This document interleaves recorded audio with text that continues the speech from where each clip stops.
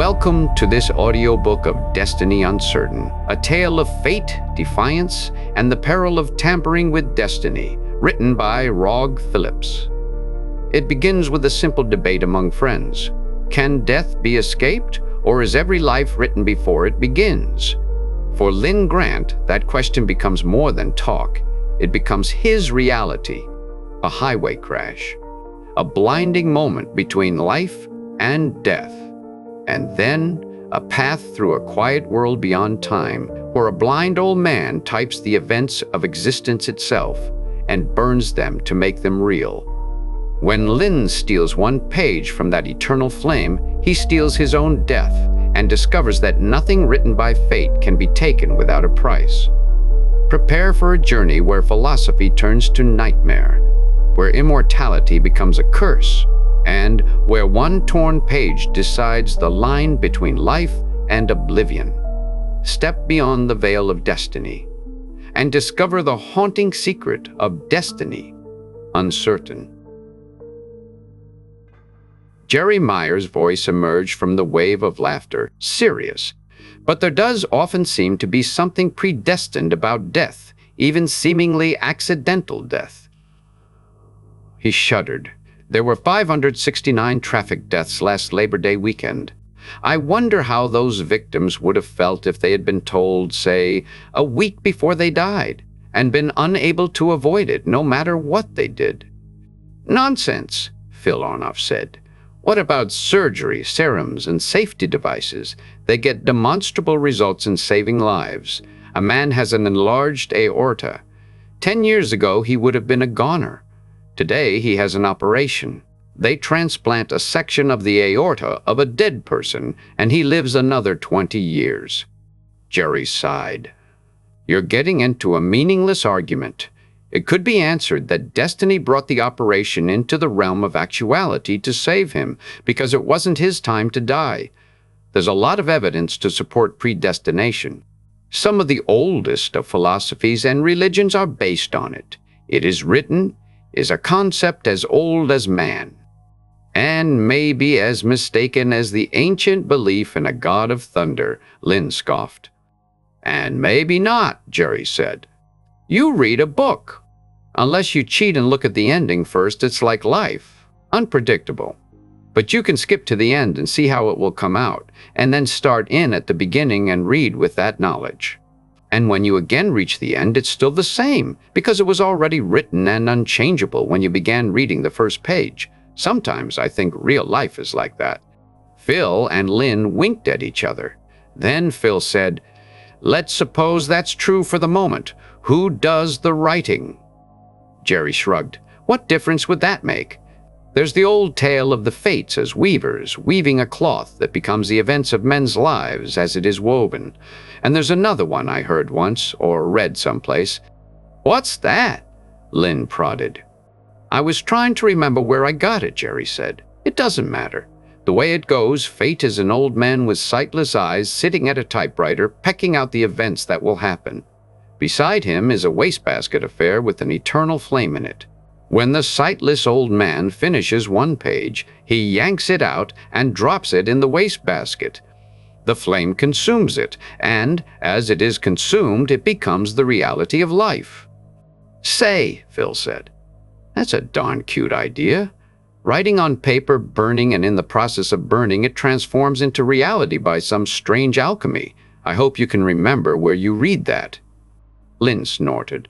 Maybe he wrote it himself and burned the pages as they were finished, he suggested.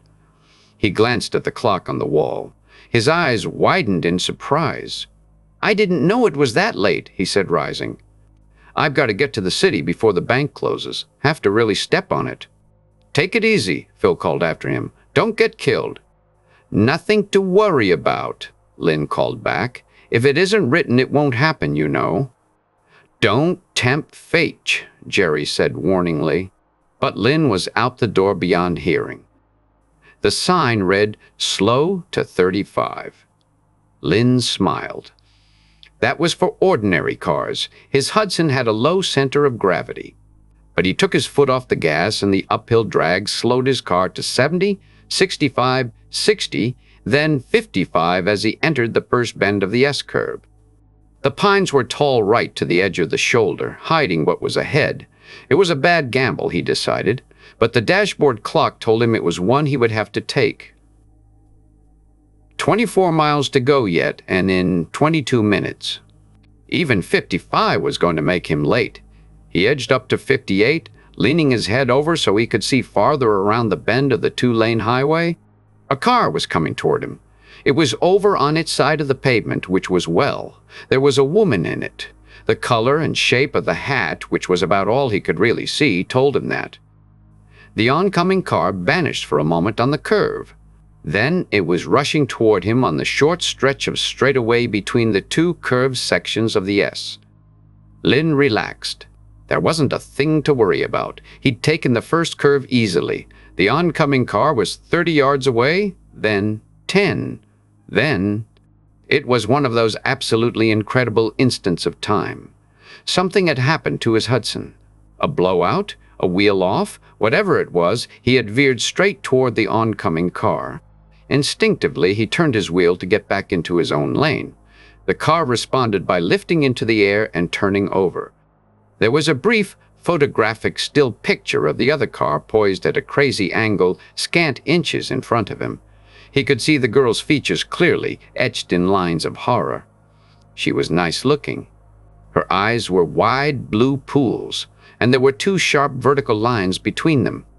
She looked at him then, accusingly, reproachfully.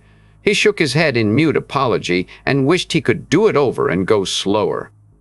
Quite calmly, though, he knew they would probably both be killed. And it was strange that time could speed up so quickly in the moment before death. Even now, in this instant that hung poised in eternity, he could find time left to wonder what had happened. It couldn't have been a tire. All four tires were less than 5,000 miles old. It couldn't have been a wheel either. It could have been something in the road. He had been looking at the female hat behind the windshield of that car and could have missed seeing something on the road. Forgetting what was in front of him, he started to turn his head to look back. He blinked his eyes. There was something wrong. It came to him. He had been about to have a head-on collision with another car. He looked down at the ground where he stood. His feet were resting on a well-packed dirt path that went forward across the grass and curved behind a clump of large-leaved shade trees. He looked around him. No one was in sight. The place was strange to him. He'd never been here before. He closed his eyes and thought back. He was quite certain he had been about to be killed in an accident. It couldn't have been a dream. He opened his eyes again and looked about him curiously. This could be a dream. Or was he dead, and was this something afterlife? There was a test he could make. He tried to remember having reached this point on the path. He turned around and looked back the way it came up the gentle slope of the hill. He couldn't remember having reached this spot at all.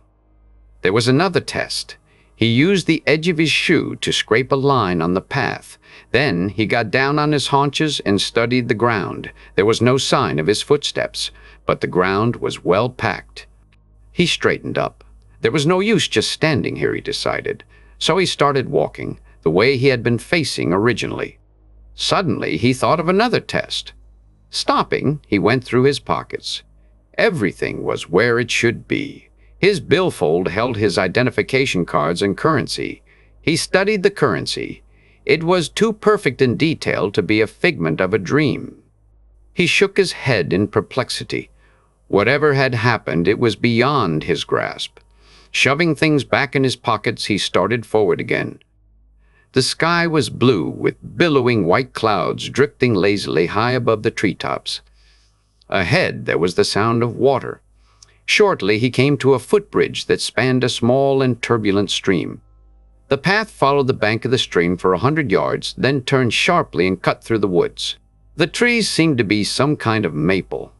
The ground was covered with short-cropped meadow, as though cattle had grazed here. But there was no sign of movement anywhere. But there was. Something small and black was drifting down toward him in the air. He stopped and waited until he could reach out and seize it between his fingers. It crumpled at his touch. He rubbed it between thumb and finger, examining its texture. It seemed to be a flake of burnt paper, as though someone had tossed a piece of paper in a campfire, and a charred piece of it had floated away on the breeze. He went forward more eagerly now. Undoubtedly, someone was ahead of him, probably on a picnic. He could find out from them where he was. And there was a sensible explanation of things now. He had probably been thrown clear of the car and knocked out. That could have lasted for hours while he wandered through the woods. Of course that was it, he decided with relief. Now all he had to do was find someone and tell them about it, and they would take him back to the scene of the accident. Ahead through the trees he could see the steep bank of a tableland that rose above the treetops.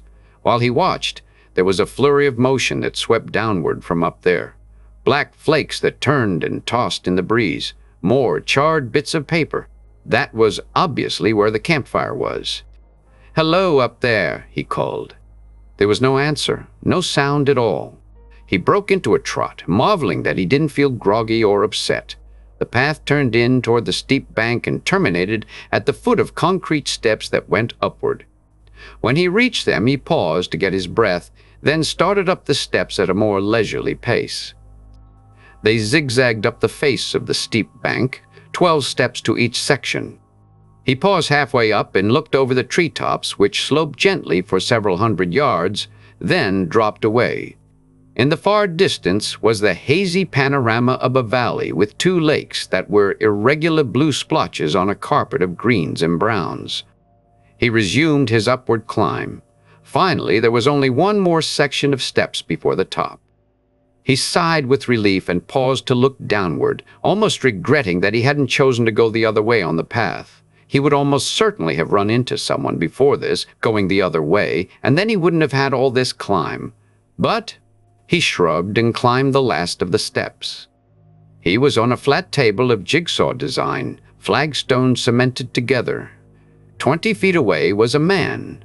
The man, his back to him, was seated on a stone bench before a small stone table, intent on something he was doing that was concealed by his back and hunched shoulders.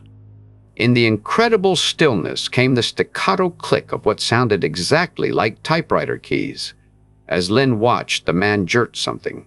A piece of paper appeared briefly, then was dropped into a wire basket where almost invisible blue flames immediately licked at it and began to consume it. Blackened bits floated upward and away, and even as they floated over the edge of the table, the rapid click of the typewriter began again. "Hello," Lin said in good-natured greeting. The head didn't turn. The clack of the typewriter continued without pause. Lin hesitated a moment, then approached the man slowly, debating whether he should speak to him again or wait until he paused to rest. The man must not be doing so well with his writing to toss a finished page into the fire so casually. Lin's lips quirked into a smile. He would sneak up and glance over the man's shoulder and read what he was typing. As he stole forward, he studied what he could see of the man. Instead of conventional attire, he was wearing what seemed to be a heavy gray robe. If he had any hair, it was concealed under the black skull cap he was wearing. The back of his neck was deeply wrinkled like that of a man well past the prime of life. His ears were well formed, but stuck out a trifle too much, and from the speed at which he was typing, he was probably completely unaware of his surroundings. Lin paused above him and admired the typewriter. It was the most beautiful machine he had ever seen, and electric, he decided as the man's fingers touched a key and the carriage swung back to starting position on a new line. The type on the paper wasn't standard. In fact, some of it didn't even seem to be ordinary letters, but some strange type of symbols. Others were almost ordinary. Lin leaned forward cautiously in order to make out what was already typed. He saw only 2 words that were recognizable. One was force in the middle of the second line. The other was late in the line that had just been written. It was a foreign language, Lin decided, but the 2 words he could recognize gave no clue to what language it might be. The page was finished. The man's hand seized it and jerked it from the machine, dropping it into the flame in the wire wastebasket. And from some automatic feed, a new sheet came into view on the platen, and the man continued his typing, his fingers moving with great rapidity and without let-up. Lin straightened and stepped back a bit so as not to startle the man. He coughed loudly and said, "Hello there," The rhythm of the man's typing didn't vary. He gave no indication of having heard. Slightly annoyed, Lin reached out and tapped him firmly on the shoulder. Still no result. "Hey there!" Lin shouted, clamping fingers over the man's shoulders and starting to shake him. "Hey!" he started to say again, then his voice died away. The shoulder under his fingers was unyielding, too unyielding. His lips took on a stubborn line. He applied force. The shoulder was immovable. He released it and stared down, mystified. The fingers continued their typing without pause, a blur of movement over the keys. With abrupt decision, Lin stepped around so he could see the man's face. He caught an impression of a lean face, intellectual and relaxed, with firm lips and thin, high-bridged nose. But these were only vaguely noticed because his attention was immediately dominated by the man's eyes. Or lack of eyes, that is. For where his eyes should have been was nothing but tightly closed lids that, from their sunken contours, covered no eyes at all, but only empty sockets. Experimentally, Lin reached out and touched the face. The pale skin was as unyielding as rock. He pressed his finger against the right cheek until his nail bent over. It should have left a mark on any living skin and brought an exclamation of pain from any living person. But it left no perceptible mark, and the man gave no sign of having noticed. And the fingers continued their rapid movement over the typewriter keyboard. Incredulously, Lin reached out and tried to remove the skull cap. It wouldn't budge, and was as unyieldingly hard as the face. "A robot!" The exclamation escaped Lin's lips in a hoarse whisper. Or a statue. In desperation, he seized one of the man's arms at the elbow and tried to interrupt the smooth flow of movement. All his strength couldn't vary the motion of that arm enough to cause a finger to miss a key on the typewriter. "Not a millionth of an inch of play in the joints," he said, marveling. For the first time, he turned his attention from the figure before him and examined his surroundings. The robot or statue, or whatever it was seated at a spot practically perched on the edge of a cliff that went down much farther than the stairs on the other side. Here there was a sheer drop of at least 1,000 feet, and probably more, nearly 2,000. Below, an immense valley stretched out toward the far horizon. Lin looked out over the valley with a puzzled frown, trying to recall if there were any high mountains in this section of the country.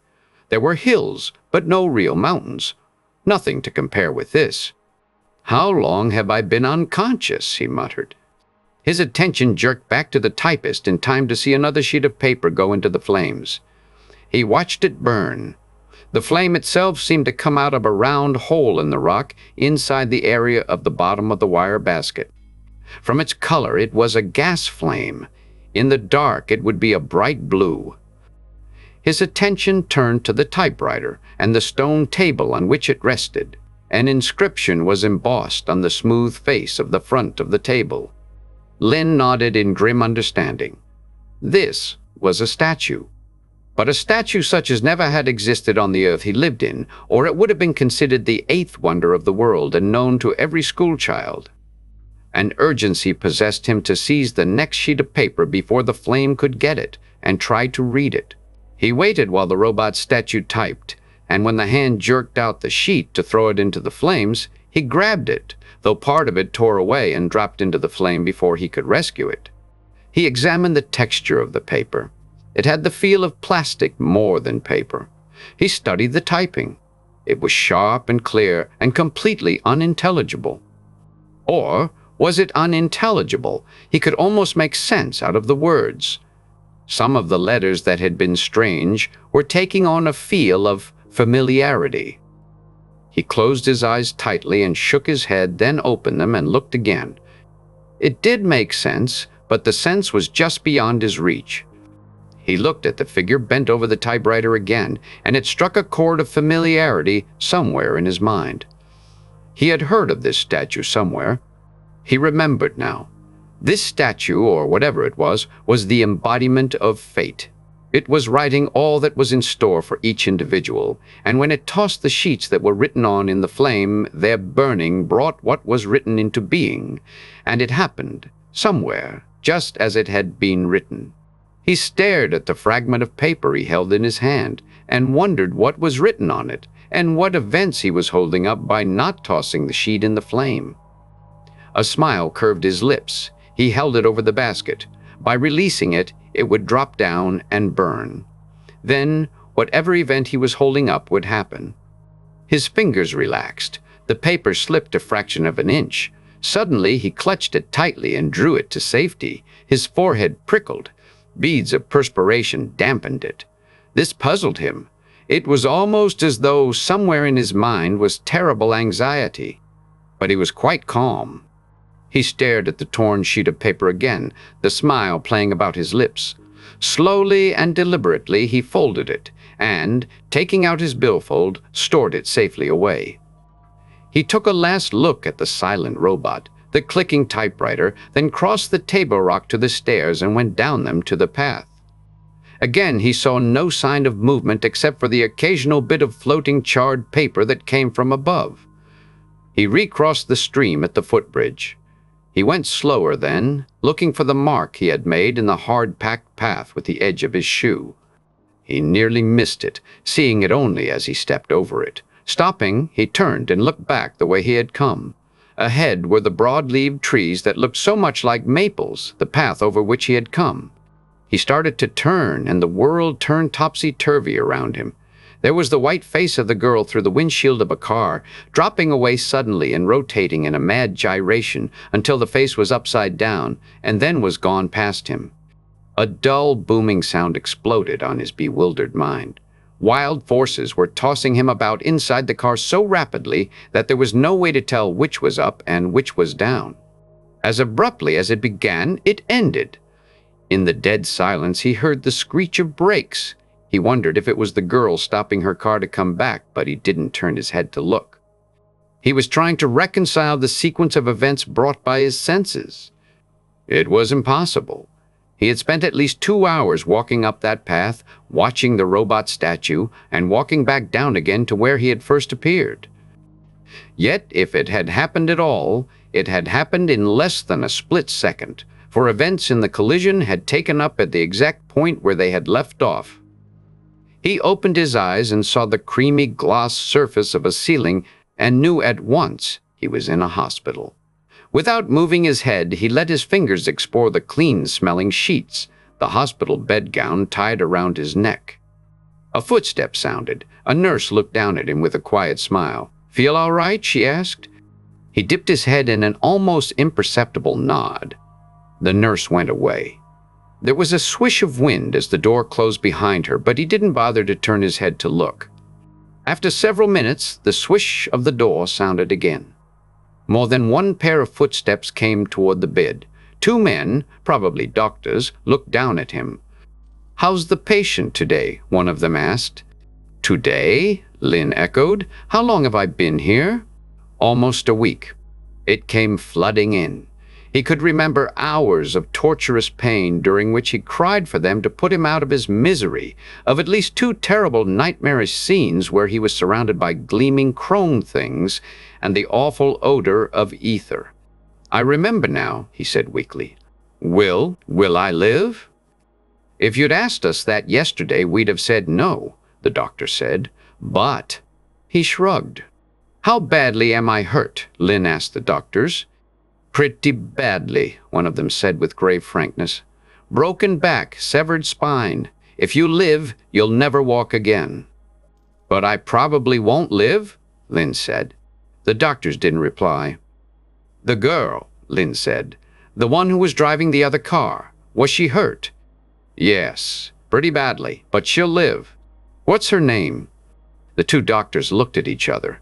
One of them said, "I believe she gave her name as Dorothy Lake." "Tell me, what was it that caused my car to go out of control?" Lin asked suddenly. "I can tell you that," one of the doctors said. "The mechanic reported that your T-rod, the rod that connects the front wheels together so they stay in line, had come off one of its moorings." "Oh," Lin said vaguely. He was beginning to feel strange.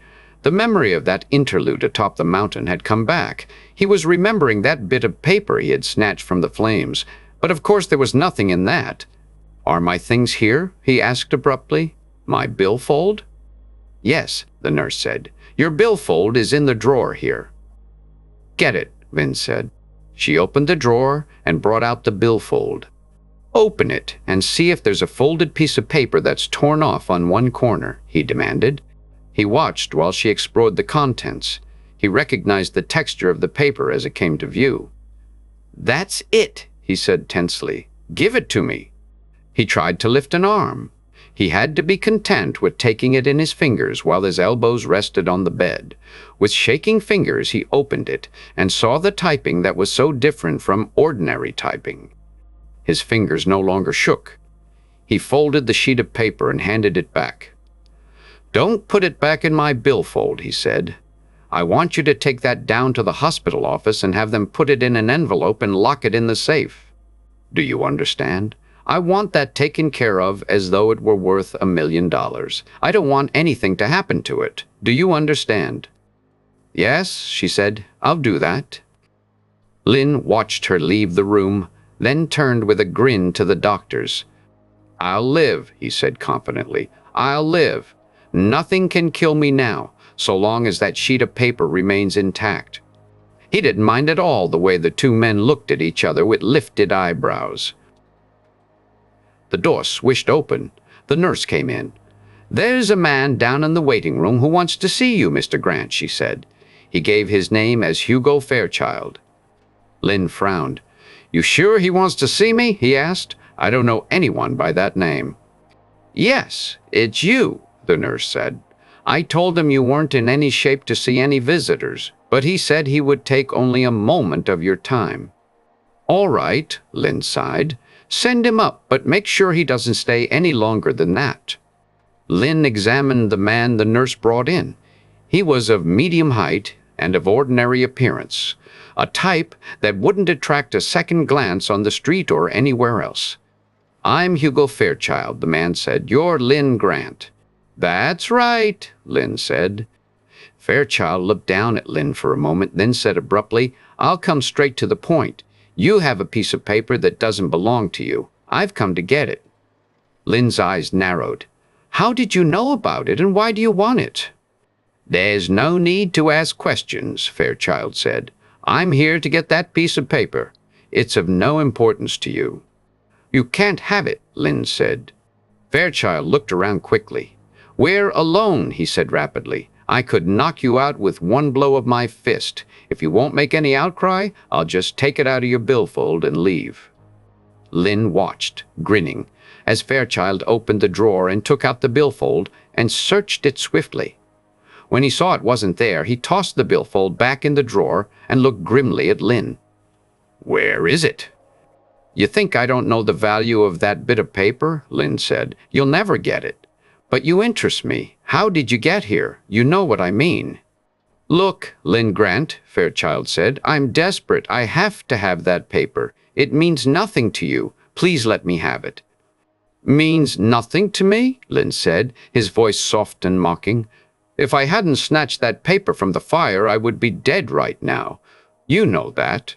And so long as I keep it, nothing can ever kill me. That's why you'll never get it. You're insane, Fairchild said. How could a mere piece of paper have that power? It has no meaning whatever. The writing on it is merely nonsense. Then why are you so interested in getting it to put into the flame? Lin said. If you hadn't shown up, I might in time have rationalized my memories some way and torn the thing up. But not now. Your coming after it convinces me I'm right. You'll never get it. If I don't, Fairchild said, tight-lipped, you'll regret every minute you keep it. You're wrong about it. It has nothing to do with you at all. His voice became pleading. Give it to me, and I promise you that you will recover completely as though you were never in a wreck. The doctors can tell you how much of a miracle that will be. Lin shook his head. There's more to this than mere superstition or fantastic miracles, he said. I'll never give up that paper until I know what it means and what it's all about. I know. I should have died. I don't have anything to lose, whatever I do. So I'm keeping it. You'll regret it, Fairchild said. He turned abruptly to the door just as the nurse came in. I was just going, he said calmly. That night, Lin slept, and in the morning when he awakened, a nurse was bringing in his breakfast tray. "Good morning," she said brightly. Lin yawned and stretched a vague "mornin'" coming from his wide-open mouth. The nurse placed the tray where he could reach it easily and started to leave the room. At the door, she stopped abruptly and gasped, then turned and looked at him. She opened her lips to say something, thought better of it, and hurried out. Less than 5 minutes later, she returned with one of the doctors. She was saying, "He did. I saw him with my own eyes," as she opened the door. "Good morning, Lin," the doctor said. "The nurse tells me she saw you pull your legs up without touching them. Of course she's wrong."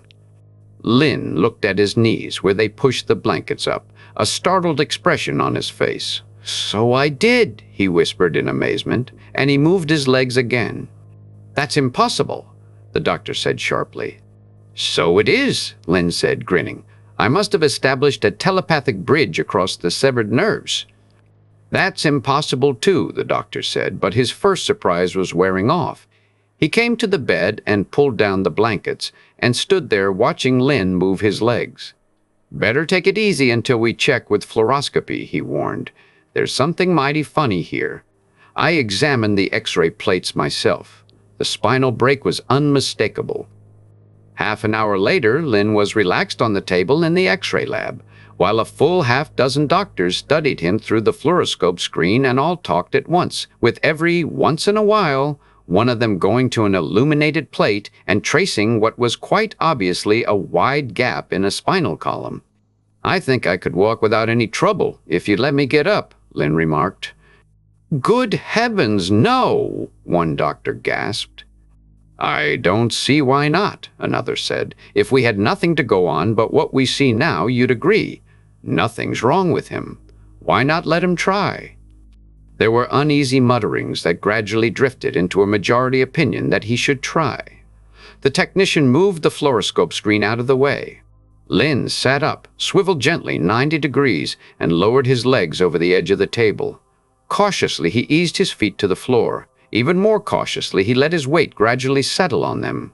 While the doctors watched without seeming to breathe, he stood up and took a timid step, a more bold one, and then walked several steps and turned around, coming back to the table.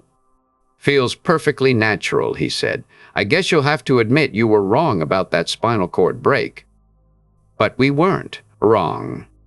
It was the doctor who had had charge of Lin in the first place. The X-rays prove it. "Are you sure they weren't mixed up with those of some other patient?" another doctor suggested.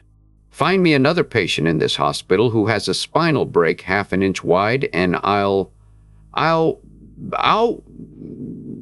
eat him?" Lin suggested. "Yes, I'll eat him, gladly." There was definitely no error. A miracle is more possible than those X-ray plates getting mixed up. "Does this fix me up then?" Lin asked. "Can I leave the hospital?" "Not for another 2 or 3 days under any circumstances," his doctor said. "Personally, I think we should put you on display, permanently, the first proven miracle in 2,000 years, or more. But we'd like you to remain long enough for us to make sure this isn't some freak happening that will undo itself, and also to give us time to get used to the fact that you can walk." "Okay," Lin said. "I'd just as soon stay another couple of days anyway. Can I go back to my room and have another breakfast? I didn't get a chance to finish my first one." As soon as he was alone in his room, he went to the window and peeked out. Below was the street, and to the left he could see the sidewalk that led to the main entrance of the hospital. Across the street were office buildings, and after a moment he found what he had half expected to find. Hugo Fairchild was standing on the sidewalk watching the entrance of the hospital. "You should stay in bed." Lin whirled at the sound of the voice, then relaxed with a relieved sigh. It was the doctor. "Okay, Doc," he growled. He went and sat on the edge of the bed. A twisted smile curved the doctor's lips. "You know," he said, "you aren't the only miracle that happened in this hospital today." Lin blinked. "Don't tell me. Dorothy Lake, the girl in that other car, is the other one." "How did you know?" the doctor said. "Yes, it was she.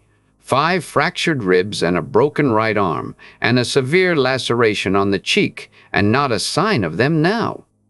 "Where is she?" Lin demanded. "I've got to see her." "I wish I knew what was going on," the doctor said. He studied Lin silently. "I'll ask Miss Lake if she will see you." Lin lay down and tried to relax while the doctor was gone, but his eyes didn't leave the door. It was over an hour before the nurse came in with a robe and the information that Miss Lake wants to see you. He followed her the full length of the hallway. She opened the door for him. He went past her into the room and saw the face he had seen through the windshield.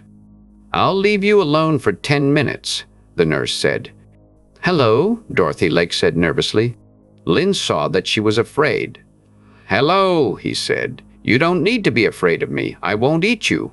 As a matter of fact, I'm awfully sorry I ran into you. If there's anything I can do, I'll pay the hospital bill. Of course." "I'm not afraid of you," she said. "It's the way I woke up this morning with nothing wrong with me. It scares me. I don't know what to make of it." Lin started to say something and thought better of it. "And there's something else," Dorothy went on. "It's the man that insisted on seeing me yesterday. He demanded that I give him a paper I was supposed to have. He wouldn't believe me when I told him I didn't know anything about it."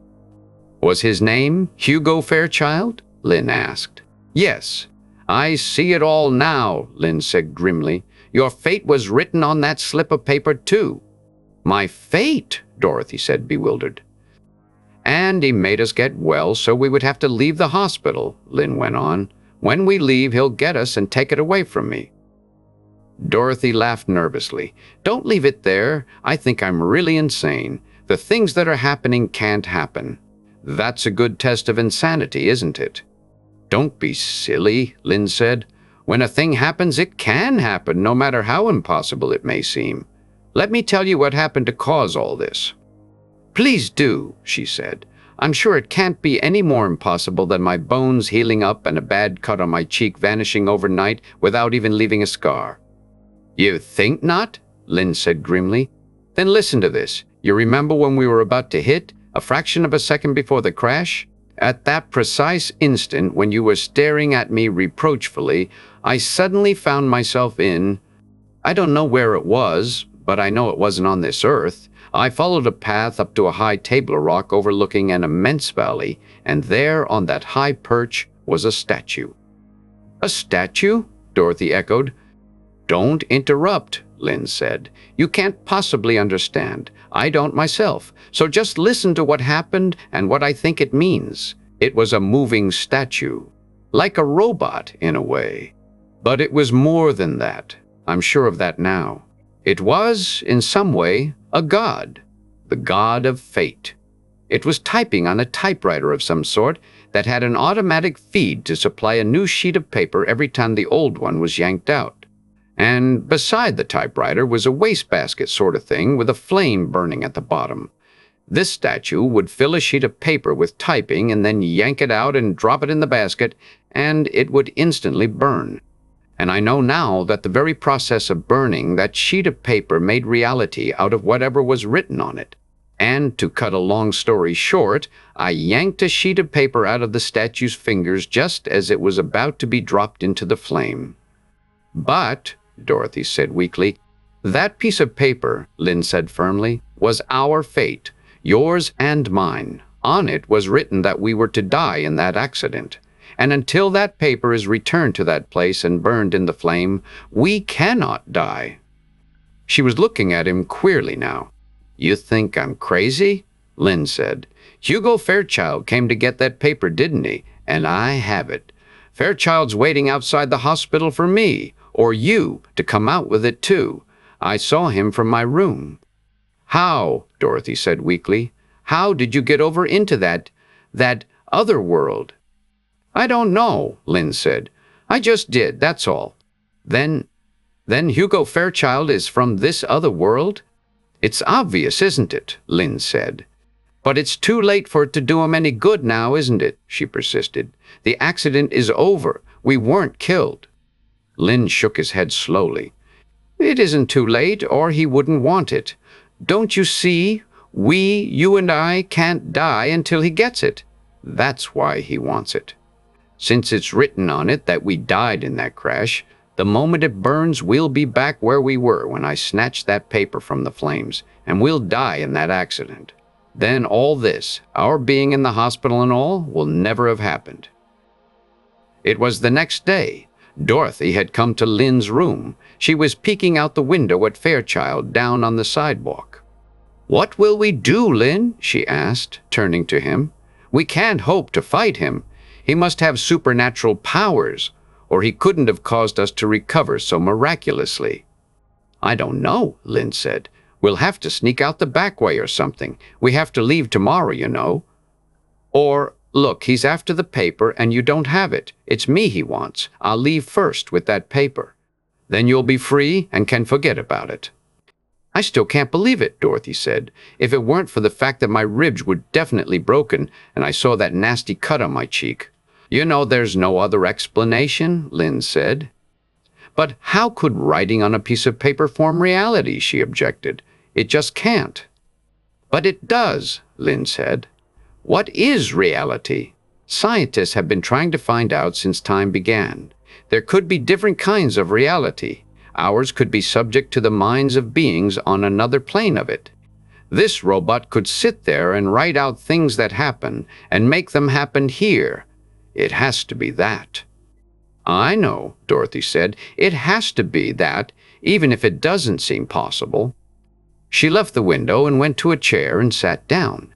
"Lin," she said, "if he gets that paper, we both die. I'm going with you. I couldn't stand going out alone and not knowing when he gets it."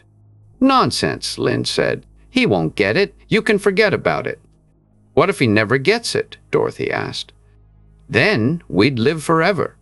Lin grinned. "Maybe that's why he has to get it back." "Suppose," Dorothy said, "suppose. Don't think I'm silly, but suppose we destroyed it on this plane. Then it could never go into that flame." "I don't know," Lin frowned. "Maybe any flame would make it happen. It would be an awful risk to take." "We wouldn't have to burn it," she said. "We could tear it into little bits and let the wind carry them away, one at a time." "I'll have the nurse get it," Lin said. When the nurse brought it, Dorothy examined it eagerly, trying to read what was typed on it. A light of excitement danced in her bright blue eyes. Finally, she held it in a position to tear it. "Shall I?" she said. Lin nodded. She hesitated a moment dramatically, then abruptly pulled her hands in a shearing movement that should have torn it easily. It didn't. "Here, let me do it," Lin said.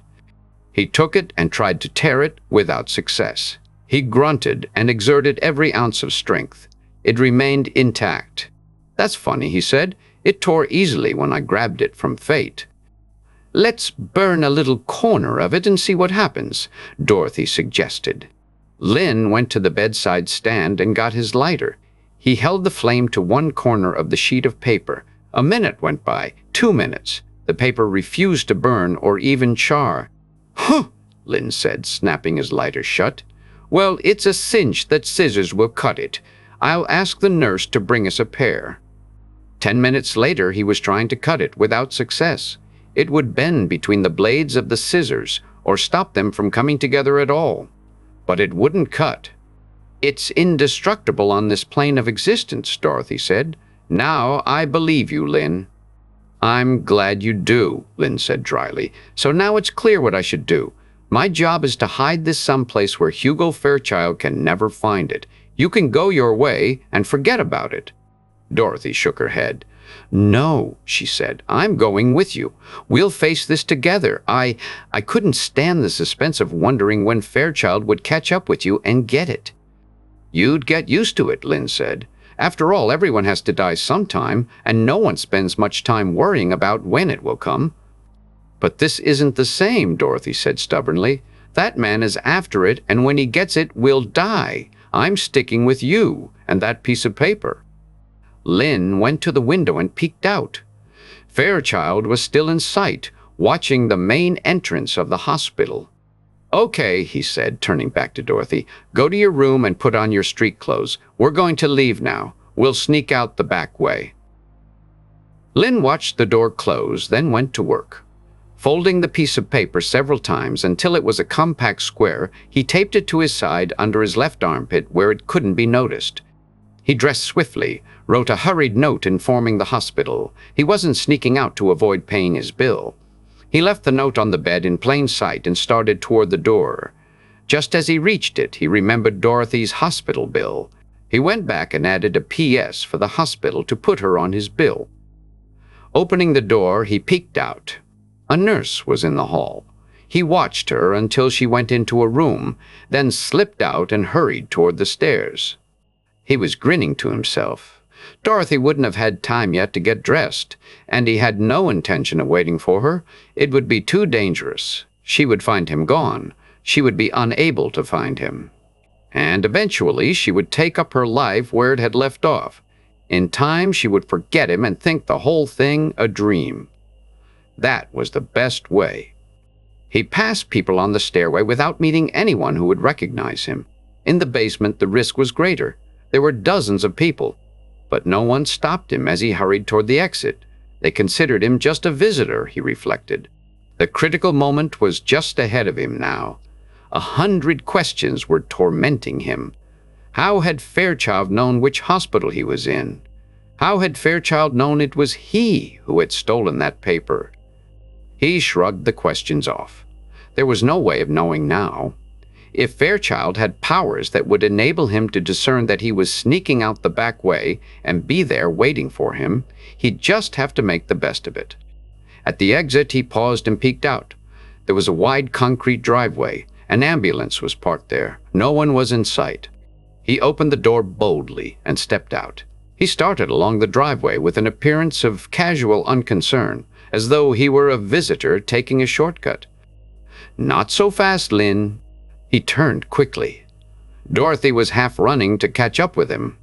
He felt his pulse leap and somehow couldn't feel anger. Dorothy smiled knowingly at him. "I figured you'd try to escape alone," she said. "So I hurried." "Well, it was an idea," Lin said. "Come on. We've got to put distance between us and Fairchild before he discovers we're gone." They reached the driveway exit. It was on a side street from the main entrance. Fairchild wasn't in sight. "Where'll we go?" Dorothy asked nervously. "How about my apartment?" Lin said. "We can stay there months at a time without going outside." She gasped, then saw that he was laughing at her with his eyes. "I'll have you know," she said angrily. "Know what?" Lin prompted. "Let's go someplace," she said. "We can't just stand here."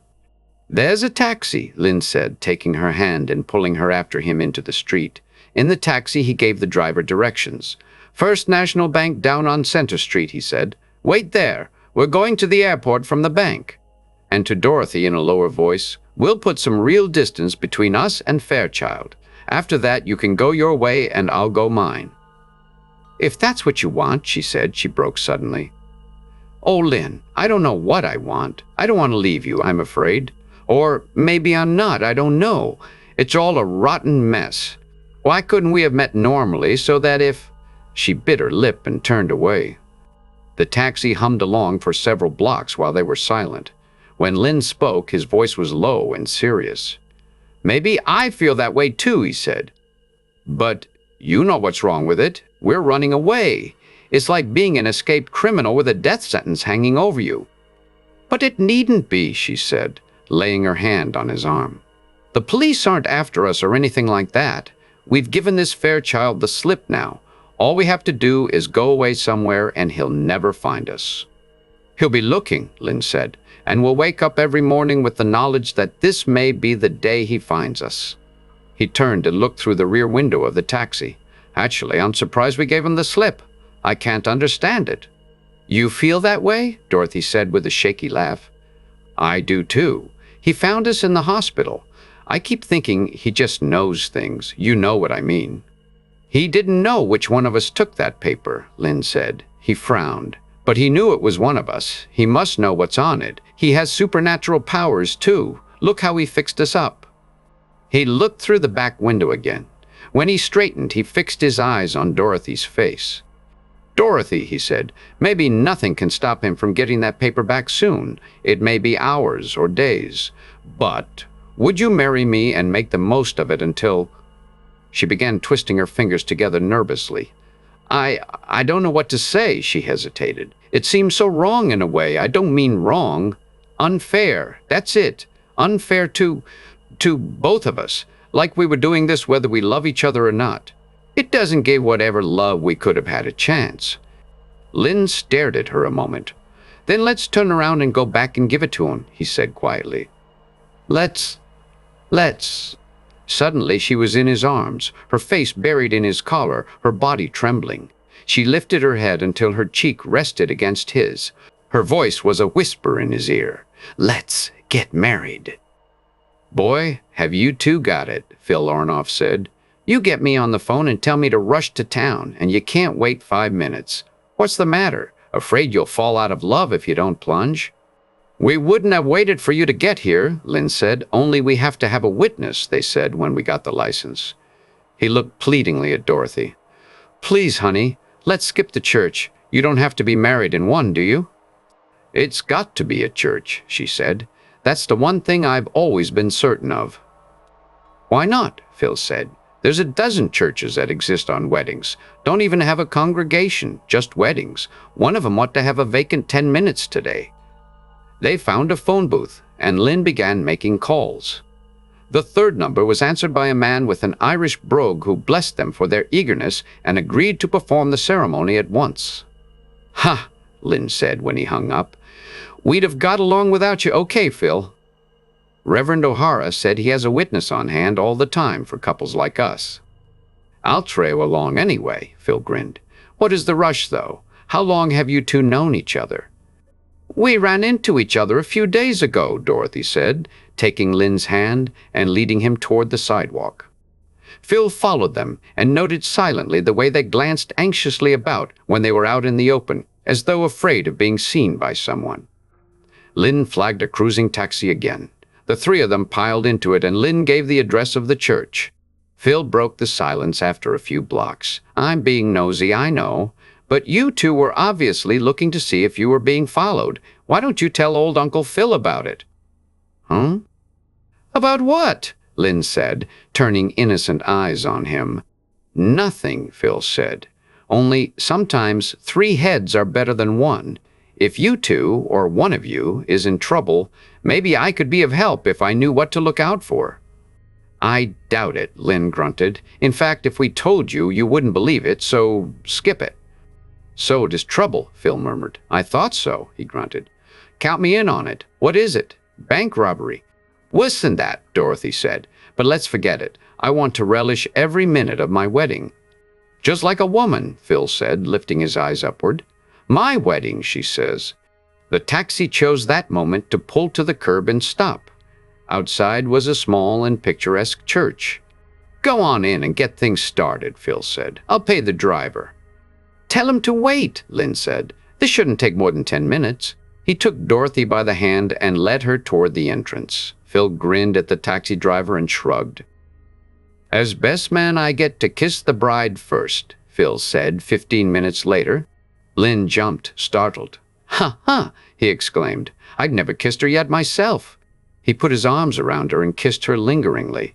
She pulled away from his embrace finally, one hand trying to keep her hat on her head, murmuring, "It's about time!" But the bright lights in her eyes said that it was worth waiting for. "Bless you, my children," the minister said, smiling. "Oh, yes. How much do I owe you?" Lin said. Realizing his mistake, he hurriedly took out his billfold and handed the man a $20 bill. He turned to Dorothy, not waiting for the thanks he expected. Phil correctly interpreted the minister's dismayed look and slipped him another 10. "He doesn't realize the overhead ate that up," he whispered. "He doesn't get married very often." "Oh, I see," Reverend O'Hara whispered. Phil hurried after Lin and Dorothy, catching up with them just outside the front entrance. "Now," he said grimly as they got into the taxi again, "you want to be alone. My price for leaving you alone is for us to go somewhere first and have a drink or two, which you would anyway, and listen while you tell me what's behind all this rush." He looked sidelong at Dorothy and chuckled. "Surely it wasn't a race with a stork? Or is the hospital our next stop?" "Of course not," Dorothy said indignantly. "We just came from there this morning." "Then this was," Phil said, half seriously. "Not what you think," Lin said. "There's the Shangri-La ahead. We can have a couple of drinks there and something to eat, and we'll tell you all about it, though you won't believe a word." It was almost 2 hours later, and 4 drinks later. "So you see why," Lin was saying while Phil stared at them with round eyes. "We don't know how long we have. Maybe." He looked anxiously toward the gloom of the entrance across the room. "He could walk in during the next minute. I can't see why he doesn't. I know he knows where we are. I feel it." "And you have this paper taped to your side under your shirt," Phil said.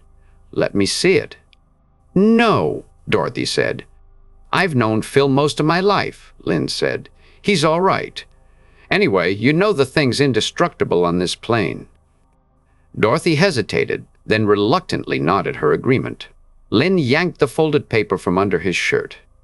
Phil took it, unfolded it curiously, and frowned at the strange typewritten characters on it. "You say it's indestructible?" he asked after a moment. "We tried to tear it, to burn it, and to cut it with the scissors," Lin said. "All it does is bend." Phil tried to tear it cautiously at first, then exerting every ounce of strength in his fingers. He gave up and examined the paper with a new respect in his eyes. "I almost think I believe your tall tale," he said musingly. He dipped a finger in his cocktail and rubbed it over the characters on the paper. Though they became wet, they didn't blur or fade. He took out his lighter and touched the corner of the paper to the flame. When it didn't char, he touched it again and let the flame play on one corner for a moment, then touched the corner with his fingers. "Just warm," he grunted. He began folding the paper up the way it had been. "Of course there's one way I could help you," he said slowly. "You could let me keep this. I could hide it where even you wouldn't know how to find it. That way, when this character catches up with you, it's out of your hands." "That's an idea," Lin said, "but we would know you had it. Maybe he could worm it out of us and then he'd be after you, and it wouldn't be your life that hung in the balance." "True enough," Phil said. He cupped the folded paper in his hand, closing his fingers over it. "There's 1 or 2 points I'm not clear on, Lin. You say you grabbed it when it was still in Fate's fingers, and that's when that part tore off. You were able to tear it then. Why can't you now?"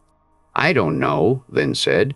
"Things are different over there, I guess. It burns over there too, remember? In that flame." "Yes, I know," Phil said. "I just—" A terrified gasp from Dorothy interrupted what he had been about to say. Her eyes were wide and round, and fixed on the entrance across the room. "Fairchild!" Lin gasped. Phil turned his head and glanced briefly at the man who stood there surveying the occupants of the room. He got swiftly to his feet just as Fairchild saw them and started toward them. "Well, goodbye, kids," he said casually, but his broad wink warned them to let him escape with the paper that was still hidden in the palm of his hand. "Gimme back!" Lin blurted, but Phil was hurrying toward the entrance, passing Hugo Fairchild. Lin sighed in relief as Phil made it to the door and vanished.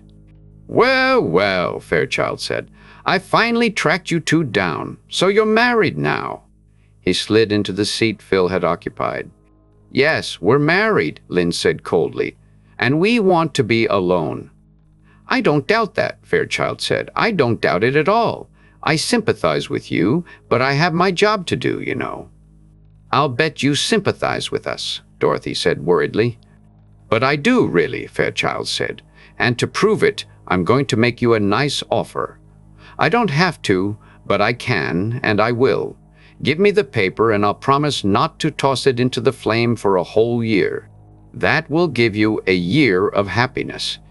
It won't do any harm in the long run, because the instant that paper is consumed, everything goes right back to the instant of the crash, and world events go on as they should have in the first place.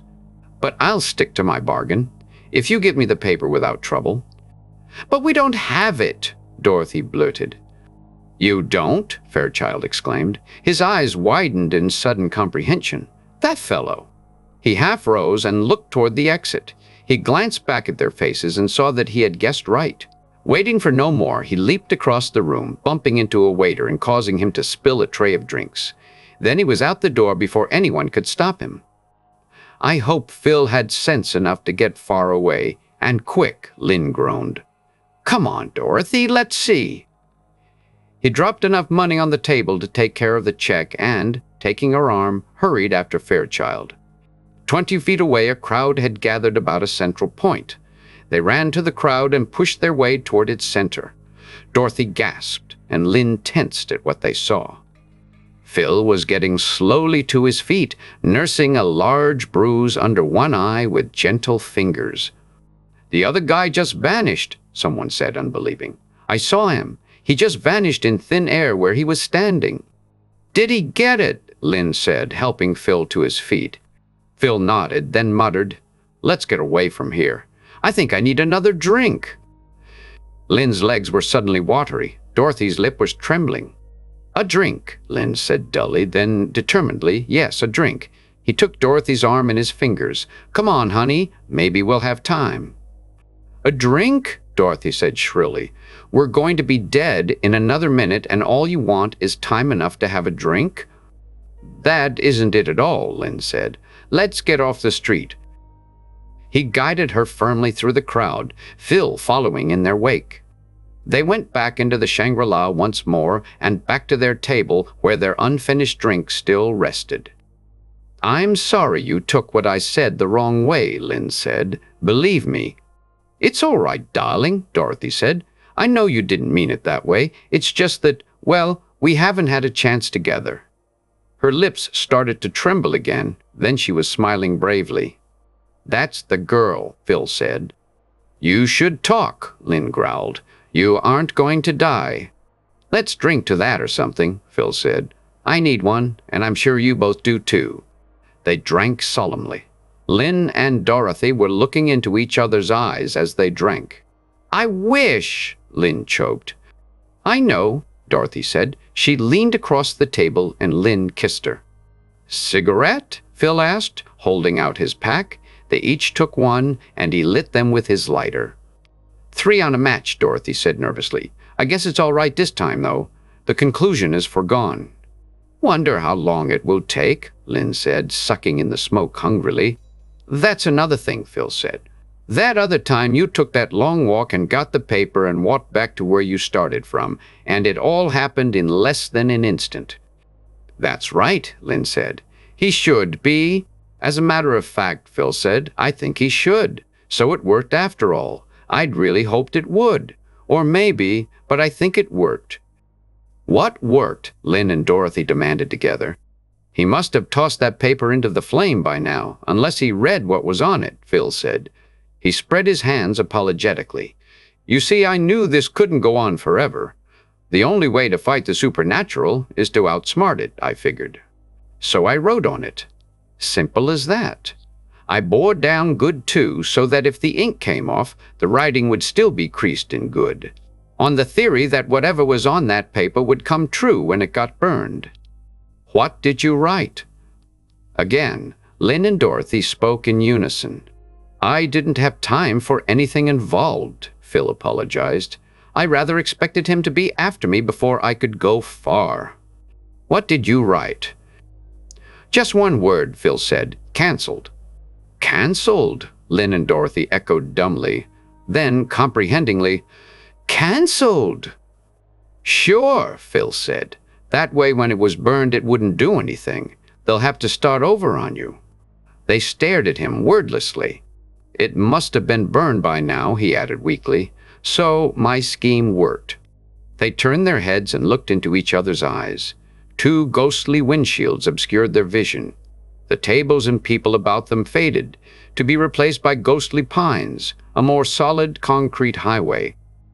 They stared into each other's eyes, knowing all that had been, feeling it slip away. But abruptly it vanished, and they were looking at each other across the table, while a waiter asked them if they wanted another drink. For a long second their minds hovered in that other stream of time before the realization came that it was over and they were safe. "Another?" Lin said. "Yes, sure. You want one, Dorothy?" She nodded and watched the waiter's back as he hurried away. "You two look as if you'd seen a ghost," Phil said. I would almost swear that paper reached the flame a second ago." Dorothy turned to him. "It did," she said, "and I don't know whether to be happy about it or never forgive you." "Why?" Phil asked. She looked at Lin, her eyes soft and luminous. Her hand reached out and nestled in his. "Well," she said, "it seems to me the least you could have done while you had the opportunity was write on it for us to live forever." She laughed nervously. Lin flicked the ash off the end of his cigarette and grinned at her. "That would have been tempting fate," he said. The end.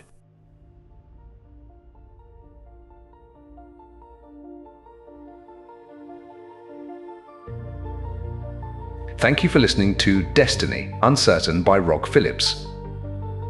We hope you enjoyed this journey into classic science fiction. If you'd like to explore more timeless stories, be sure to visit our channel, where you'll find a wide selection of audiobooks ranging from science fiction to adventure, non-fiction, documentary, and more.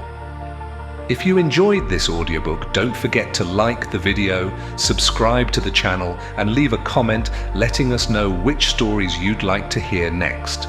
Your engagement helps us continue to bring classic literature to life for listeners like you. Visit our channel page to discover more great audiobooks that may pique your interest. Thank you again for listening, and we look forward to having you with us on our next adventure.